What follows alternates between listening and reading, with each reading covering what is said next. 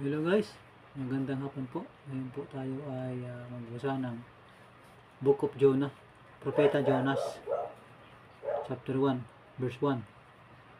Ang salita nga ng Panginoon ay dumating kay Jonas na anak ni Amitay na nagsasabi, "Bumangon ka, pumuraon ka sa Nineveh, sa malaking bayang yaon, at humiyaw ka laban doon, sapagkat ang kanilang kasamaan ay umabot sa harap ko."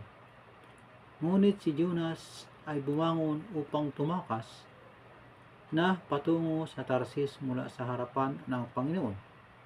At siya ay lumusong sa Jope at nakasumpong ng sasakyan na patungo sa Tarsis. Sa gayoy, nagbayad siya ng upa niyaon at siya ay lumulan upang yumaon kasama nila sa Tarsis mula sa harapan ng Panginoon. So dito po, ang utos kay Jonah na mangaral sa Nineveh. Bakit po? Kasi ang Nineveh po ay masamang mga tao doon, masasama, mga kumakain ng kapwa-tao, para kanibal.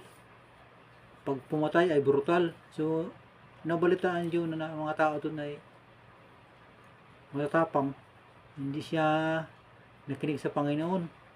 So sa halip na pumunta si Jonah dun sa Nineveh, tumakas papunta Tarsis, sumakay sa bangka, nagbayad siya sa kapitan. Ngayon sa kasamaan, sila ay pinalo ng Diyos, no? Nagkaroon ng bagyo sa dagat, ng malalakas ng alon. Lahat ng mga kasama sa barko, ang kanilang mga Diyos ay tinawag.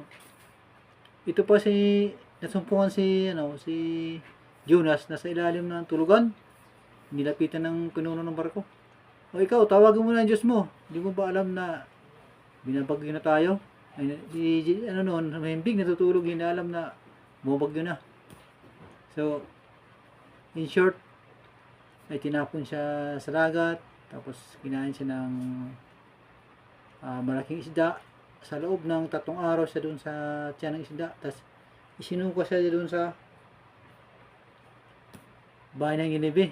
So doon, nanalangin siya sa Panginoon. Sabi niya, "Sige Lord, nangaral na po ako ayon sa iyong kalooban."